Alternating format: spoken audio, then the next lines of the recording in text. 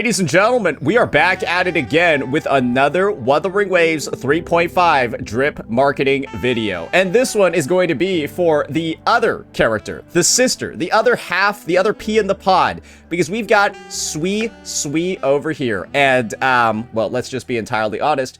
We have no idea who this character is. And honestly, we don't really have much of an idea of what Mengzhou really is either, other than it being kind of like the landing spot for the Court of Cervantes stuff, which is like, you know, all in Rover's past. So she's definitely going to be one of those like introductory characters guiding us into the new region. And of course, what better way for her to fulfill that role than to be the sister of, well, the first unit that we ever met in game. So that's going to be like a brief rundown on Suisui over here. Now let's get into some of the specifics regarding how she is differentiating herself from Yang Yang. Other than, obviously, right, the preview that we've gotten of her kit where she uses all of those fans, right, to do some absolutely bonkers shit, create some crazy stuff on the battlefield. So let's see what she's all about. Bit of a gentle reminder of what she looks like over here. As you can see, she's a little bit more... She feels like she has, like, more equipment than Yang Yang does. That's just, like, my personal take. Yeah, it seems like she has a couple more, like, natural strength bonuses. Yeah, a couple more natural strength bonuses compared to Yang Yang. So, that's just, like, something to keep in mind. It turns out that genetics sometimes aren't very fair to everybody involved. Quote from Suisui: "May peace and plenty bless this land for good." Okay, so she's kind of like one of those nice, kind-hearted people. All right, born into a noble family of Mingting, and that's kind of like the important thing over here. She's not actually from Mengzhou. She is the brilliant young director of the Xiaoming Commerce Guild. Oh, yeah, that sounds like some straight wuxia shit right there. Wielding a water fan. This pretty much just confirms her attribute at this point. She weaves business deals into a grand tapestry of trade. Though she knows no swordplay, her financial mastery stitches together a lasting piece for this world. So essentially, what's going on with Suisui over here is that she's implied heavily to be the sister of Yang Yang, probably due to the fact that they both have like the same goofy ass looking tacit mark, Sephiroth level 1 in the middle of their forehead, and they're both exactly in the same spot. Right? So that's kind of like the clear insinuation from that. However, this is also the other thing. There are a couple of slight differentiations in the family as they're describing them in the story. This is just a noble family over here, while this one is a renowned musical family. I'm not really sure if these guys are like actually sisters, or maybe they were like separated from birth or some shit and they're actually from like different families. Because as far as I'm concerned, it's a musical family from Ming Ting, but she uses swords and then she uses fans. That's not music. So I don't know what exactly the parents were doing during their childhood, but you had two musicians who I guess got together and they produced a swordsman, and then they proceeded to produce, I guess, like a financial analyst slash dancer over here. So yeah, I'm just surprised that there aren't very you know, like upfront musical elements in both of their kit. It is what it is, but I do think that's gonna have like some impact on the story, because that does seem really, you know, it does seem a bit odd that that's the first sort of thing that they mentioned, but they're nothing really similar to that. However, there's another thing that we need to talk about over here, and that's this: wielding a water fan. So what we know about Glacio and what we know about like this attribute in general is that Glacio is all about creating stuff. And I think the most clear example of somebody using like water to create things as a like glacier, it's Jeju, because what does she use? She uses paintbrushes, right? And it's very obvious from some of the animations in her kit and stuff like that. She's using like water paint and all of that to actually like create these things. And then she also just happens to throw birds at her enemies too. And so now you got another character who's using water to create things, and then she also happens to throw birds at her enemies. This almost seems like they took Jeja and actually made her like a unit people wanted to pull. Because there's something else over here, guys, that I haven't necessarily talked about yet. And this is where I'm going to have to call Kuro Games out, because I know they're lying. This is probably the biggest example of false-ass advertising I've ever seen from a game company before. So let's go ahead, let's read this. Suisui can manipulate water of all forms. Tiny raindrops, great waves in the ocean, dew on a traveler's coat. When she activates her forte, the landscape unfolds like a hand scroll. Mists rise, mountain and rivers burst with color, and a new painting is in the making. So yeah, she's literally like Jeju Supermax. I'm sorry, I don't know how else to describe it. I'm like 99.9% sure she's Glacio now. She's like using water, like using it to create things, and it's pretty much the same as, I don't know, like what, like bro, look at what, bro, she pulls guns out of her ass. What do you want me to say? I think it's kind of clear why Kuro's been a little bit hesitant when it comes to releasing their Glacio characters, because I feel like the Glacio characters take a lot of fucking work to make. You gotta basically, like, design a whole bit of, like, artwork independent of the character, because they keep making all this weird shit in their kit. However, there's something else, and we'll get to that last part after we take a look at this animation.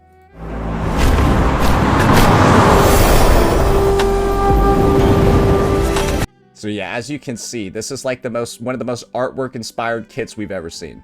Insane Jeju power creep.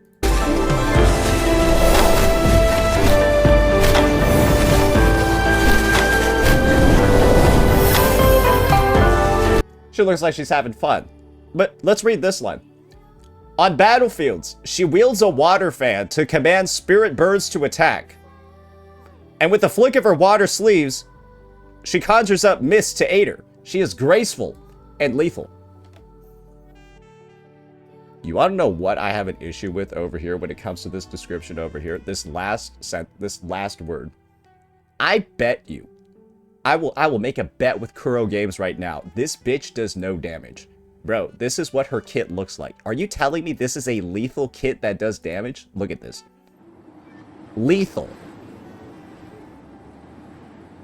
Do these look like lethal animations to you? Just keep that word in mind. Lethal. Deadly. Rippling splendor awakens. Only fairies. Beyond lush haze, the rainflow marches. Bro, she looks like she does no damage. Bro, she looks pretty. What do you mean lethal? This is possibly the most undamaging kit I think I've ever seen in the history of the game. And you want to know what the funniest shit is going to be when you're doing her rotation? When you get to the spinning part, over here and you're hitting the enemy for like 100 each tick. Only fairies. Like, bro, that attack total is going to deal like 300 damage. You already know this unit is like the most supportive support in the history of supports. Damage, this is like motivational support in the background. This is like one of those like you know, like the pictures, right, with like the black framing, and it's like, you can do it, and then it has like another piece of text underneath. You guys know what I'm talking about, right? Like those motivational, inspirational sort of like photos. That's what this shit is. It's just like in the background helping you deal damage. Bro, it's just like sitting here and flowing. That's it. What do you mean? Lethal. I don't think anyone looks at any support released in this game, the Shorekeepers, the Morniers, etc., and then thinks they're lethal. Mornier looks lethal, but we know she's not in-game. And so obviously, I think Kuro's doing a little bit of baiting and switching over here. There are probably going to be a couple of individuals out there, rightfully so, reading this, that are going to think that maybe she's a DPS or some shit. But there is no doubt at all, her kit is the furthest looking thing from a DPS I think anyone has ever seen in their life. But that's just what they're doing here. Why would they do that? I don't know. It seems a little bit misleading. But that's why getting the information, right, on these attributes and kits, it's very, very, very important so that people can actually plan for what they do. Because as far as I'm concerned, this is going to be another Glacio unit, which is wild once you think about it, right? We went... Let's think about the gap of time between Carlotta, the unit that you're seeing on the screen right now, and Hiyuki. It was almost like 1.5 years between the release of our first and our second limited Glacio unit. Then it was like, right after that, it was like 40 days until the release of the next one. And now it looks like within another 30 days after the release of our third one, we're getting the release of our fourth. And so naturally, there's going to be a lot of speculation, a lot of thoughts over here about what you think this kid is going to be doing. And I think it's kind of obvious. I think that she's going to be supporting certain types of archetypes. And I think those archetypes that she supports, I'm not going to be 100% upfront about what I think they are, but I think it's going to be one of these two. It's either going to be Toon or it's going to be focused on negative statuses, because those seem to be the only archetypes that we actually have in the game right now. Or she's going to be like a tailored echo skill focused support, which potentially could be a thing. She could be echo skill focused, considering the fact that, yes, she actually like does summon some things in her kit. Maybe she's dual resonance mode. I don't know about dual resonance mode though. Or she's negative status, or she's Toon. So those are kind of like the three that we have floating around right now. Negative status, Toon, or what's it called? Or echo skill. But this is kind of like the thing. Echo skill tends to get covered by Shorekeeper because echo skills just scale with like crit and damage, just like pretty much every other, just like pretty much all the archetypes that aren't Toon and that aren't what's it called, negative status. So Shorekeeper feels like she's kind of like still good for like the echo skill teams and just like general overall. And so does this mean that Suisui over here, do we need another Toon support? Probably not. Right, because Mornier seems to be able to cover the two Toon DPSs that we have just fine. Luke and Imit, that's all we have. But negative statuses, though, they don't really work with Shorekeeper, aside from Phoebe and Zani.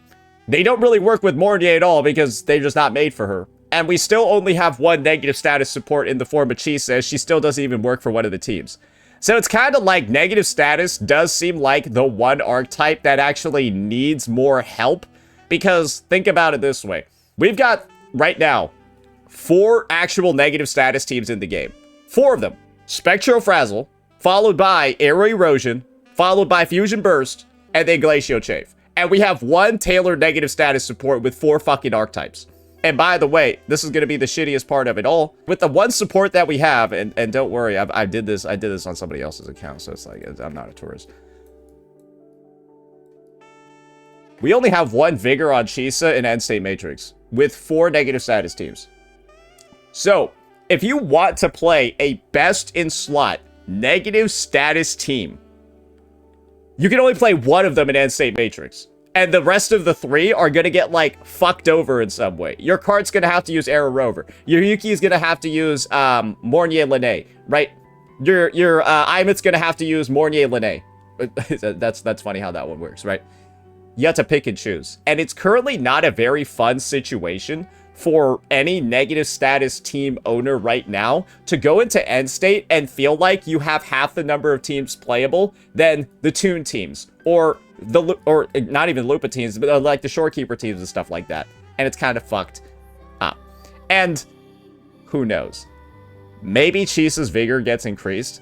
And then that's the kind of like the solution for everything. And you're supposed to you're made to be using this one character for this one character for just 2 of the teams. But this is the reality of the situation, guys. There is no other team in the game other than negative status ones that feel like they have such a big fall off switching to a different support. Going from a Chisa to a Shorekeeper, right? Or a Chisa to a Mornier. Or a Chisa, right? To God help you, a Verena feels way worse than going Mornier to a Verena, or Mornier to a Shorekeeper, or Shorekeeper to a Verena. Shorekeeper to a Verena is obviously the easiest and most seamless one to do, right? Taking her off a negative status team that she works in, and then putting in somebody else can, like, actually make the team unplayable. For example, putting in a Shorekeeper instead of a fucking Chisa in the Cartithia team. Oh, that's some dog shit, right? Oh, good God, you don't want to do that. And the end result, guys, is that negative statuses inherently feel like they need a second support because there's no like 4-star or like even affordable 5-star option for them aside from Cartithia. If every negative status had an Arrow Rover level character where you could just like slot them in, right, and like get it done for free, and you could like sub in and do all that stuff elsewhere, you'd be fine. If there was a Glacio Rover, right, that was like a little bit like a Chisa, you'd be fine. But that's simply not the case.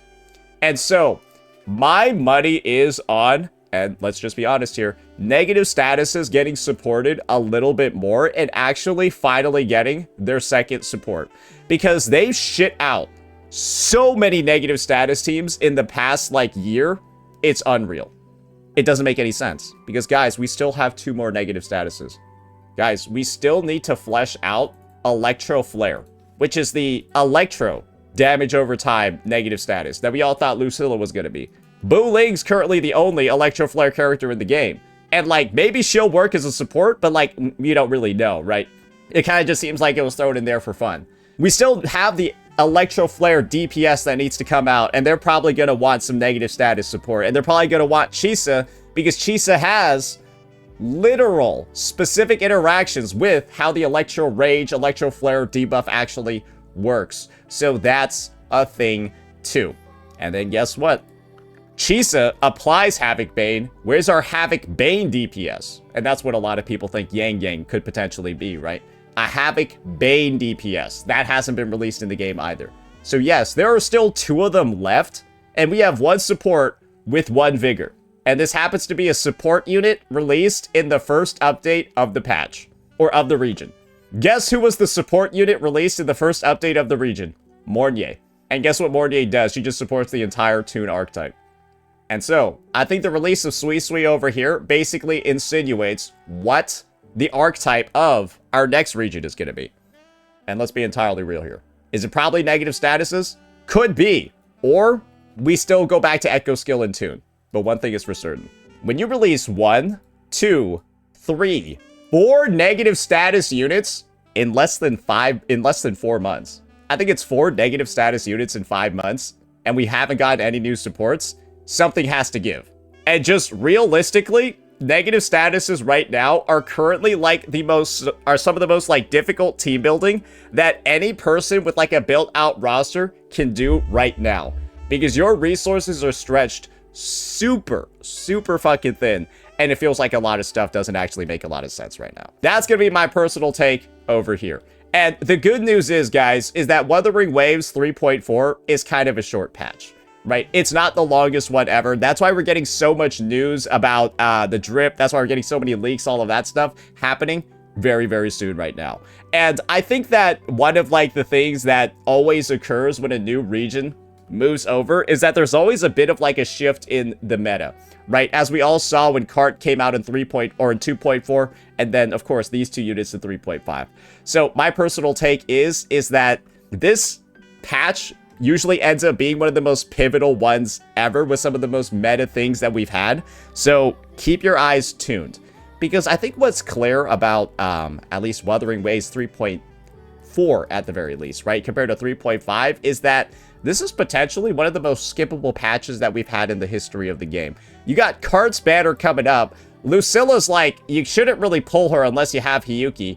And then you could have just completely skipped these Cyberpunk units. So don't worry. I think that there's a lot of people out there that are kind of taking on the, oh, I just slept completely during 3.4, and now I'm ready for these guys. And I'm sure Kuro has, well, I'm pretty sure they're going to make it so that's very hard to actually skip these individuals. So yeah, we'll be on the lookout for the full kit details of these guys as it gets closer and closer to release. Do keep in mind that it's only going to be like a week or 2 away before we actually get to see how these guys are going to change the meta.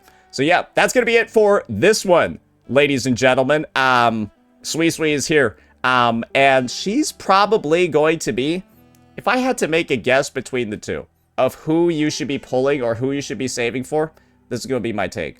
I think you pull her, and I think you maybe should be a little bit more hesitant about pulling her, because she looks like the most DPS character of all DPSs. And I think one thing that's very clear from the 3.x arc that we've seen so far, right?